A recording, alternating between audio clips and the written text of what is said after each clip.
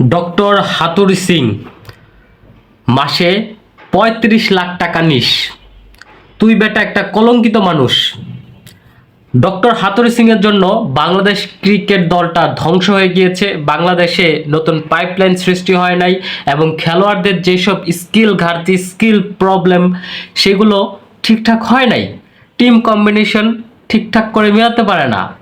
বলারদের যে একটা উত্থান, এই উত্থান কিন্তু ডক্টর হাতুড়ি সিং এর জন্য আসে নাই, এসেছে অ্যানাল ডোনারের জন্য। তিনি বেসটা বানিয়ে দিয়ে গেছেন, এখন হচ্ছে ডক্টর হাতুড়ি সিং সেটার ছাড়া খাচ্ছেন।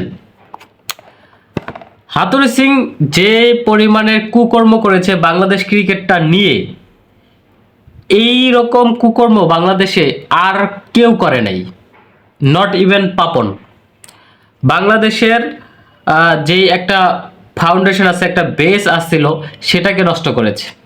আপনি চিন্তা করেন, তামিম সাকিবের দ্বন্দ্ব লাগিয়েছে হাতুড়ি সিং, এবং হাতুড়ি সিং আর কি বলে, হাতুড়ি সিং আর তামিমের সাথে যখন একটা বনিবনা হচ্ছিল না, সেই সময় কিন্তু তিনি এই কাজটা করলেন। তামিমের আন্ডারে সাকিব খুব সুন্দরভাবে খেলছিল, তাদের কোনো সমস্যা ছিল না, কিন্তু এর মাঝেই একটা সমস্যা করে দিয়ে গেল।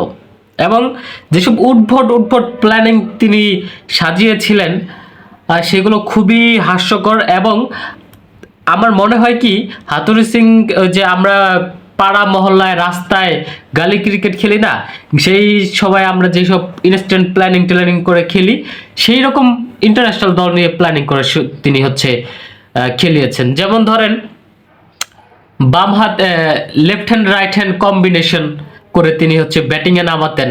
আরে ভাই, এটা কেন, এটা দরকার কেন? এটা আমি এটাই বুঝি না। একটা বামহাতি বলার কি একটা বামহাতি ব্যাটসম্যানকে বল করতে পারবে না? অথবা একটা বামহাতি ব্যাটসম্যান কি একটা ডানহাতি বলারকে ফেস করতে পারবে না? এগুলো কোনো কথা? সো এই লোকটাকে খুব শীঘ্রই বাদ দিতে হবে। আমাদের যতটুকু আছে এতটুকু যদি ধরে রাখতে হয়, তাহলে কোনো সময় ক্ষেপণ না করে এখনই লাথি মেরে এই হাতুড়ি সিংকে বাংলাদেশ থেকে বের করে দিতে হবে।